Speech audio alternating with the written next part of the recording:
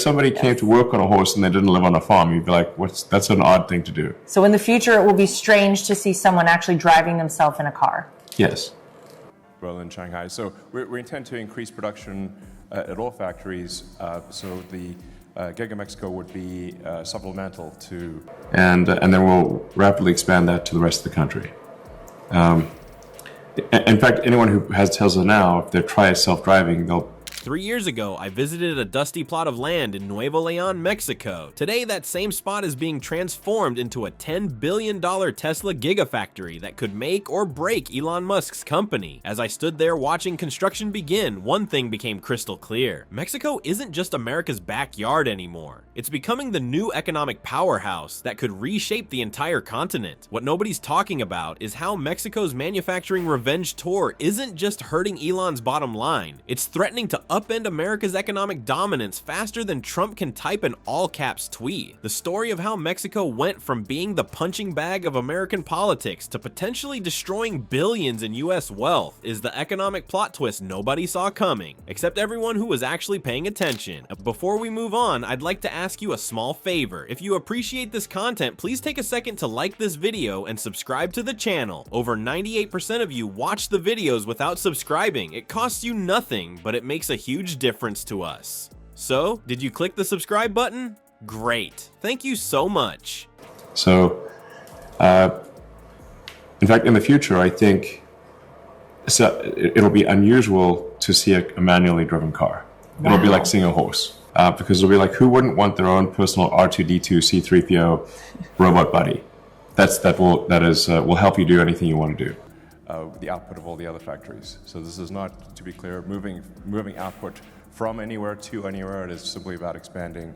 Now, back to the video. Although Mexican cuisine is better and medical treatment is worse, the United States saw Mexico for a long time as an economic ally, like Batman's sidekick. We would take pride in the jobs our companies had created before shipping them overseas. Then we would complain about immigration while eating cheap avocados. A friendship that is truly graceful. Trump was too busy tweeting about border barriers and insulting Mexicans to see the silent industrial empire that Mexico had quietly built, which is now critical to the US economy. Their product line expanded beyond affordable t-shirts. Vehicles, computers, and medical equipment were among the luxury items they started making. In this game, Mexico played smart. Companies were running scared from the COVID supply chain problems and China's rising prices, and they were well positioned to take advantage of the situation. Hey amigos, we're right next door. Executives were in a state of worry with their manufacturing being stuck on the other side of the world, and all Mexico could do was wave. Major firms took notice. Automotive giants Foxconn, Ford, BMW, and General Motors have poured billions into Mexico's manufacturing sector. The United States can no longer turn a blind eye to the massive investments in manufacturing that sparked this growth. As they build the cars that Americans drive, Mexican industrial workers are probably laughing at Trump's wall plans. Unbelievable as it may seem, Mexican exports to the US reached $475 billion in 2023. The United States' economic reliance on Mexico surpassed that of China for the first time in history. Let that sink in while you enjoy your tacos tonight. This is about more than just making a profit. If Trump follows through on his threat to impose 25% tariffs on Mexican imports, the price of virtually all goods sold in the United States would rise. Even though Trump's tariffs would double the price, they would bring back the guacamole's flavor. No nation is more unprepared to stand up to bullies than Mexico. They are actively cultivating connections with Europe, South America, and Asia as a precautionary strategy against any US eruptions. Great job. The underdog has turned the tables on the script. Now that it has a stronger economy, Mexico is better able to fight off American pressure. Interesting. Yeah, there's still horses. In fact, technically, there are more horses now than there were at any time in the past. Tesla's also creating a humanoid robot, Optimus, which I think everyone is going to want.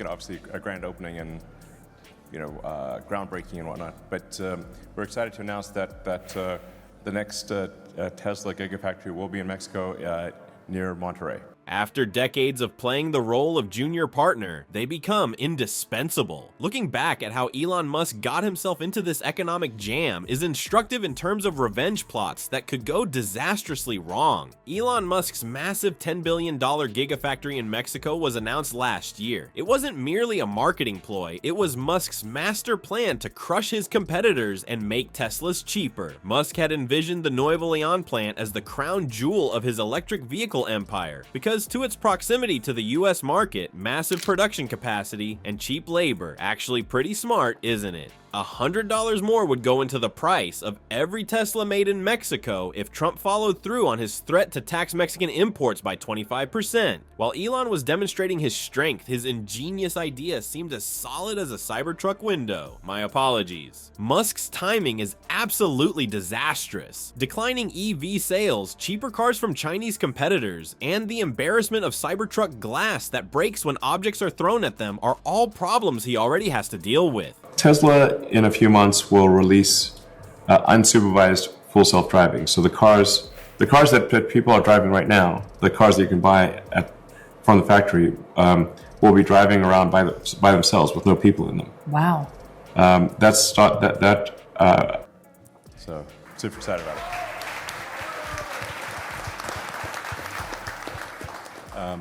Now, I do want to emphasize we will continue to expand. There hasn't exactly been a winning streak for Spaceboy. Although Elon has been friendly with Trump recently and may have even sent him private messages containing rocket emojis, the policies enacted by Trump could ruin Tesla's assets, which are worth billions of dollars. This puts Elon in a difficult political position. Thanksgiving dinner is the perfect setting for those uncomfortable chats. The numbers don't lie. A Tesla with a price tag of $40,000 and manufacturing in Mexico would incur an additional $10,000 in taxes. That is why Trump's diet is far more effective than the entire affordable EV strategy. Stock in Tesla has dropped as a result of concerns over the Mexican plant's future, and Musk's money is heavily invested in the company. The fact that Tesla's Mexico facility participated in the America First nearshoring initiative, which shifted production away from relying on supply networks in faraway Asia and toward the United States, is especially funny. Trump was getting ready to rent Musk out his property, and Musk was trying to be a decent neighbor. Reportedly, until Musk figures out what to do about this, Tesla has halted part of the Gigafactory project. Perhaps he is sitting in a darkened room at the moment, fretting and wondering if he had been better off constructing a second plant in Texas. The Mexican dream factory that Musk invested $10 billion on is currently held captive in this power struggle. Even the world's richest man could be caught in the web of changing trade dynamics. What started out as a way to make automobiles cheaper can wind up costing more than a Trump University degree. But in the end, it might be the American economy, not Elon or Mexico, that takes a hit. US efforts to punish Mexico may backfire, which is the real irony of the whole thing. Attempts to coerce our neighbor will lead to price increases, supply chain disruptions, and a decline in our competitive position.